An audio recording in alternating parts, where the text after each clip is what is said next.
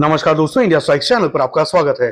तो जैसे कि हमने पिछले वीडियो में कहा था कि पहलगाम के आतंकवादी हमले के ऊपर जो भी प्रतिक्रियाएं आई हैं उसका एक पूरा कंपाइलेशन बना रहे हैं, वो वीडियो हम लेकर आएंगे। तो वही लेकर आए हैं।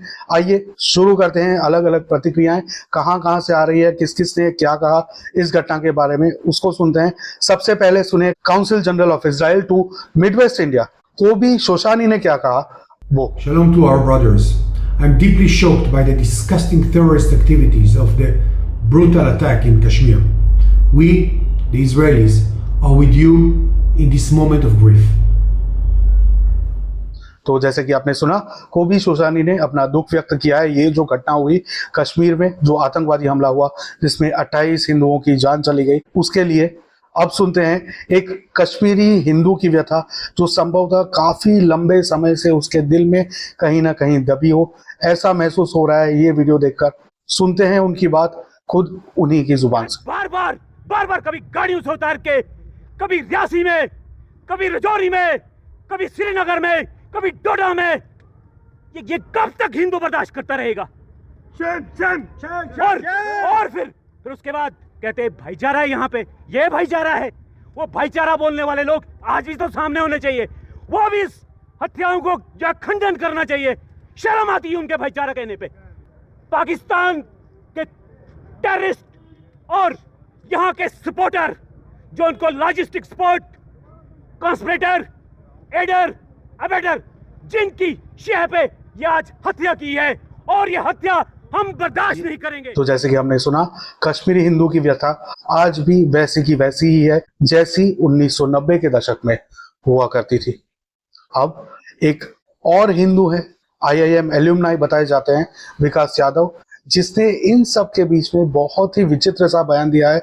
आइए सुनते हैं उसने क्या कहा। भाई रात हो रखी है आप लोगों से, लेकिन एक बात करना चाहता था भाई। छोटा भाई मानते हो, बड़ा भाई मानते हो, भाई जो मानते हो एक बात सुन लो यार। पहलगाम में जो हुआ बहुत गलत हुआ। हिंदू को टारगेट किया गया, मानते हैं, बिल्कुल मानते हैं, लेकिन जिन्होंने किया वो पाकिस्तान का ग्रुप है। उन्होंने बोला भाई हम जिम्मेदारी लेते हैं। ऐसे लोगों से नफरत करो, उनको तेल में तल के सालों को जो करना है कर पेल दो, लेकिन उनकी वजह से अपने देश में मुस्लिम भाइयों से नफरत मत करो। क्योंकि पहले भी इंडिया में, मुंबई में भी अटैक हुआ, बहुत अटैक हुए हैं, लेकिन पहली बार ऐसा हुआ है कि हिंदू को टारगेट किया गया है। क्योंकि वो लोग चाहते हैं कि हम ऐसा करें ताकि इस देश में मुस्लिम के अगेंस्ट सेंटिमेंट और बिगड़े, ये देश आपस में हिंदू मुस्लिम में लड़े, इस देश की दुर्गति हो। भाई वो यही तो चाहते हैं, हमारे देश को अनस्टेबल बनाना चाहते हैं। वो देश तो पिल चुका है, वो हम लोगों की ओर दुर्गति करना चाहता है ऐसे करके। तो अगर आप मुस्लिम भाइयों से नफरत कर रहे हो तो आप उनके मिशन को सक्सेसफुल कर रहे हो। तो प्लीज़ अपने देश में नफरत मत फैलाओ। मैं बहुत सारे इंस्टाग्राम स्टेटस अभी रिसेंटली में देख चुका हूँ। प्लीज़ नफरत मत करो, प्यार से रहो। अगर साथ में रहेंगे तो स्ट्रॉन्ग है। प्लीज़ भाई, यही एक आपसे रिक्वेस्ट। तो जैसे कि आपने सुना, एक मूर्ख बालक जिसको ये भी नहीं पता कि मुर्शिदाबाद भारत का हिस्सा है और वहां पर भी कुछ ही दिनों पहले हिंदुओं के ऊपर टारगेटेड अटैक किया गया था। उसी प्रकार से ऐसे एग्जाम्पल्स पूरे भारत में मिल जाएंगे, चाहे वो यूपी हो, चाहे वो बिहार हो, चाहे वो गुजरात हो, चाहे वो महाराष्ट्र हो, चाहे कर्नाटका हो, चाहे राजस्थान हो, या कोई भी राज्य। अब ये निर्णय उसको लेना है और आप सबको लेना है कि ये जो आतंकवादी हमला हुआ उसके लिए सिर्फ पाकिस्तान को ही जिम्मेदार ठहराया जाए, सिर्फ उन्हीं लोगों को दोष दिया जाए, या फिर ये जो 4 आतंकवादी थे उनमें से 2 जो कि भारतीय मूल के थे, जो कि कश्मीरी थे, उनको भी जिम्मेदार उतना ही ठहराया जाए। ये निर्णय हम लोगों को करना है, ये निर्णय उसको और आप लोगों को करना है। इसी के ऊपर एक कश्मीरी मुस्लिम ने खुद क्या कहा है वो सुनिए। जब भी कश्मीर में ऐसे टेररिस्ट अटैक होता है तो कश्मीर के पॉलिटिशियंस, कश्मीर के लोग आ जाते बोलने की कश्मीरियत, इंसानियत, लॉ, हमें तो इससे कोई लेना देना नहीं है, ये तो टेररिस्ट अटैक था। अगर आप पिछले 10-12 साल के टॉप 10 हाई प्रोफाइल टेररिस्ट देखेंगे कश्मीर से, तो वो कोई पाकिस्तान से आए हुए लोग नहीं है, वो सभी कश्मीर बॉर्न हैं जो कोई टेररिस्ट ऑर्गेनाइजेशन बाद में ज्वाइन करते हैं। एज अ कश्मीरी, अगर आप टूरिस्ट से पैसा छाप रहे हैं, इट्स योर रेस्पॉन्सिबिलिटी कि वो सेफ रहे। अगर आपका बेटा कोई टेररिस्ट ऑर्गेनाइजेशन ज्वाइन करता है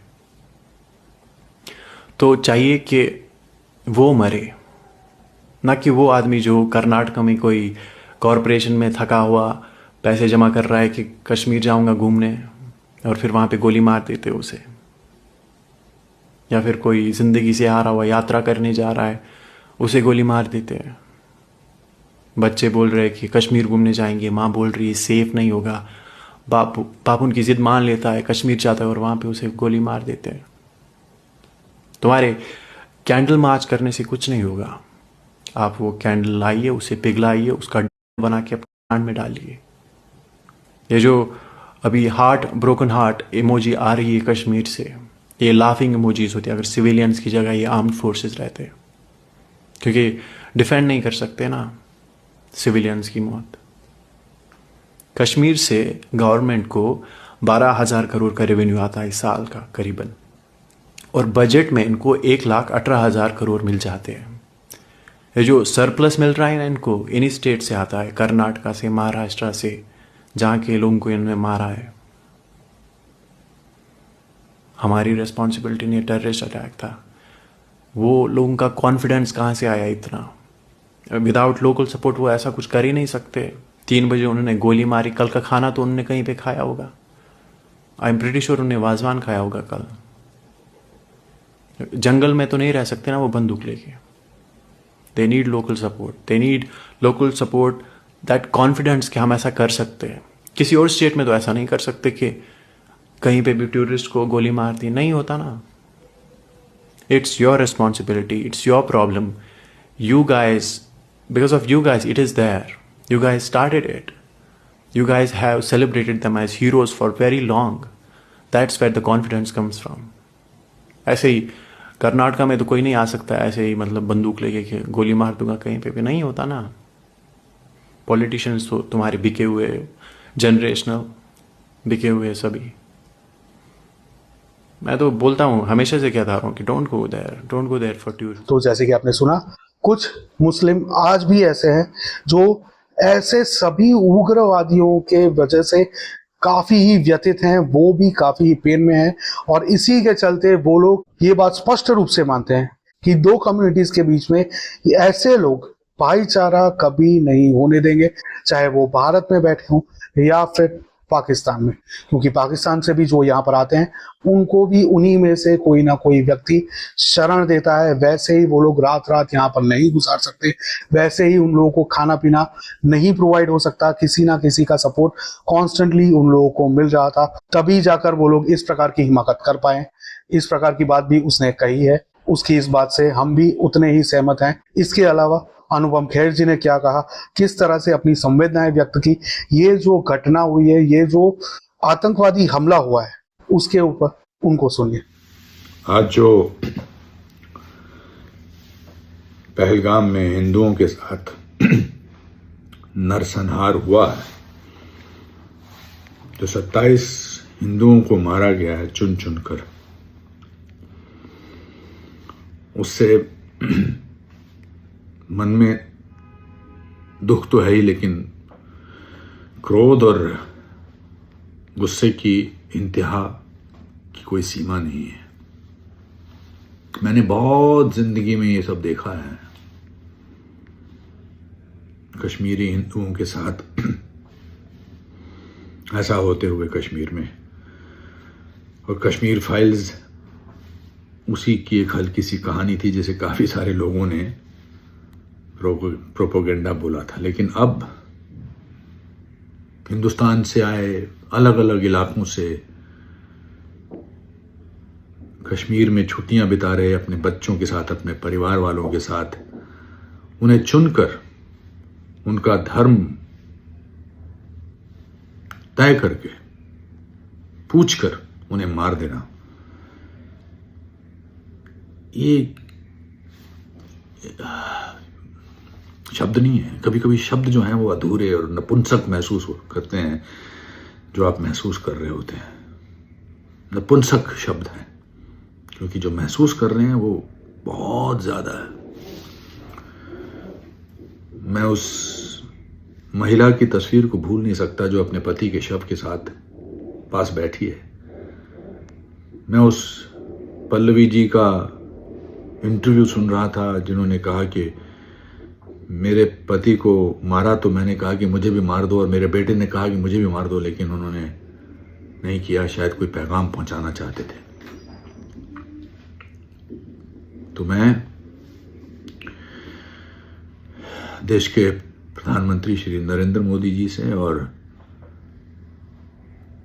अमित शाह जी से और पूरी सरकार से दरख्वास्त, हाथ जोड़कर दरख्वास्त करना चाहता हूं कि इस बार ऐसा सबक सिखाया जाए इन आतंकवादियों को कि अगले 7 जन्म तक ये ऐसी हरकत करने के लायक ना रहें।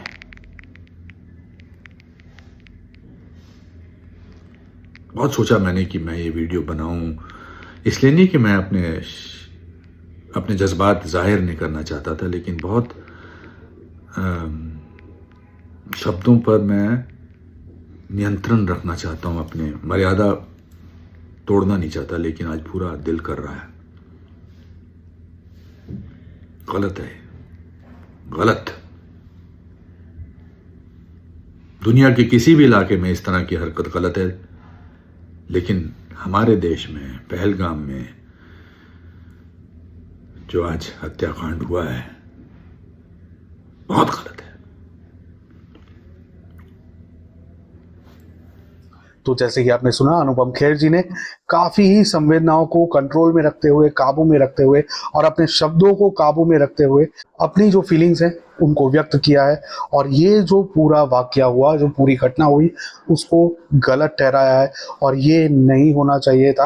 अब हम समझ सकते हैं वो क्या कहना चाहते हैं, लेकिन उनकी भी मर्यादा है, हमारी भी मर्यादा है। आप सब भली बात ही जानते हैं कि ऐसी कौन सी भाषा है जिससे इसका जवाब दिया जा सकता है या फिर एटलीस्ट इसको एक्सप्रेस किया जा सकता है।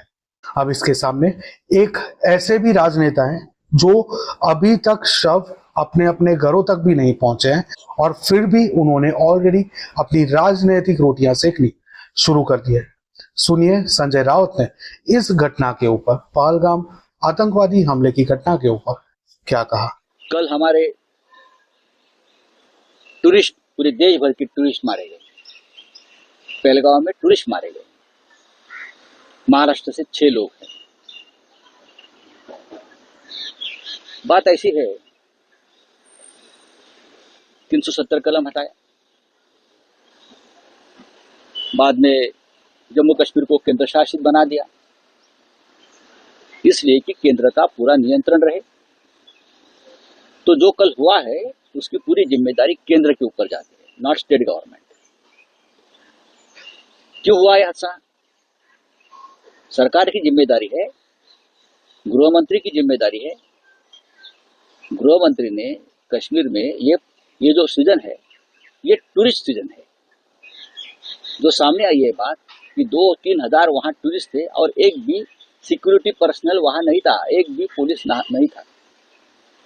जब श्रीनगर में अमित शाह उतरे तो उनके साथ लगभग, मैं गिन रहा था, 75 कार्स का काफिला था सिक्योरिटी, और 500 से ज़्यादा गनमन्स थे, पुलिस थे, बॉम्ब स्क्वाड्स था, सब कुछ था एक व्यक्ति के लिए।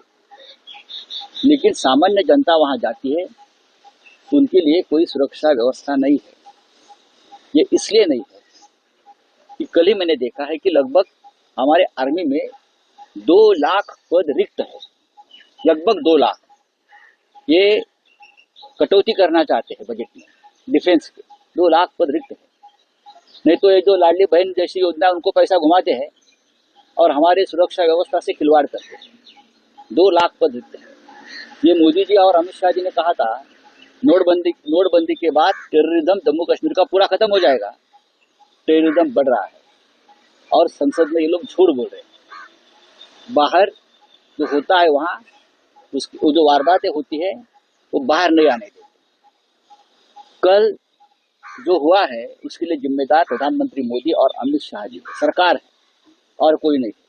जिस तरह से देश में नफरत फैलाने का काम चल रहा है, पश्चिम बंगाल से लेकर जम्मू कश्मीर तक, ये उसका नतीजा है। ये लोग बड़ी बड़ी बातें करते हैं, चुनाव आती है तो बड़े बड़े वायदे करते हैं, हाँ, लेकिन ये लोग खोखले हैं। 56 इंच का सीना अब कहाँ गया? आप आक्रोश देखिए।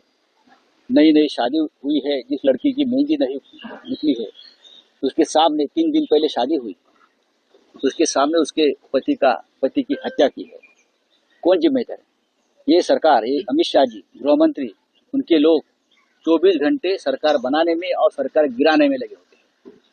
अपोजिशन को किसको जेल में डालना है, किसको खत्म करना है, हाँ, किसको विधायक सांसद को खरीदना है। 365 डेज उनका दिमाग में यही गंदगी होती है। तो लोगों की रक्षा ये लोग कैसे करेंगे?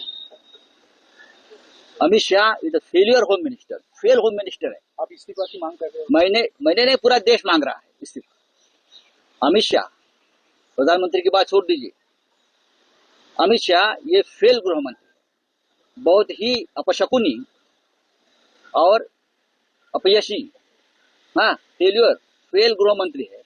1 मिनट भी उनको रहने का अधिकार नहीं है। पूरा दिन ये आदमी राजनीति करते बैठता है, कट कारस्तान करते बैठा है। किसकी सरकार है? अच्छा, शिवसेना तोड़ना है, एनसीपी तोड़नी है, तृणमूल कांग्रेस तोड़नी है, वहां देश टूट रहा है, वहां देश टूट रहा है, वहां हमारे लोग मारे जा रहे हैं। और ये लोग राजनीति में व्यस्त है, सरकारें गिराने में और सरकारें बनाने में, और उनको कुछ काम नहीं है। ऐसे व्यक्ति गृह मंत्री पद पर रहना देश के लिए धोखा है। तो जैसे कि आपने सुना, अभी तक शव नहीं पहुंचे हैं घर, अपने घर भी नहीं पहुंचे हैं, और उसके पहले ही संजय राउत ने अपनी राजनीतिक रोटियां सेकना शुरू कर दिया है, जो कि बहुत ही दुखद बात है, बहुत ही निंदनीय बात है। तो इसकी हम निंदा करते हैं। और संजय राउत जी के लिए एक बहुत ही स्पेसिफिक फीलिंग है, लेकिन वो हम नहीं कहेंगे। उसके लिए तहसीन पूनावाला ने एक क्लिप शेयर की थी, वो क्लिप हम आपके साथ शेयर करते हैं, तो वो भी जरूर सुने, काफी इंटरेस्टिंग है। तो आप समझ पाएंगे कि ओवरऑल ये जो लोग हैं जो इस आतंकवादी हमले को अप्रोप्रिएट करना चाहते हैं, उनके ऊपर कितना भरोसा किया जा सकता है, उनके ऊपर कितना रिलाई किया जा सकता है, और इलेक्शन में क्या उनको चुनकर सत्ता में लाया जा सकता है या नहीं, क्या वो लोग उसके लिए डिजर्विंग हैं या नहीं। सुनिए तहसीन पूनावाला ने संजय राउत जी के लिए क्या कहा। अरे संजय राउत जी पे क्या बोलूं, मैंने हमेशा से ये कहा है और पब्लिकली कहा है, अगर एक सांप हो और संजय राउत जी हो, आप सांप पे भरोसा कर सकते, संजय राउत जी पे भरोसा नहीं कर सकते। ये एमवीए की सरकार गिरने का एक बहुत बड़ा कारण संजय राउत जी थे। ये एमवीए का जो गठबंधन को नुकसान हुआ चुनाव में, ये संजय राउत जी के बयान थे।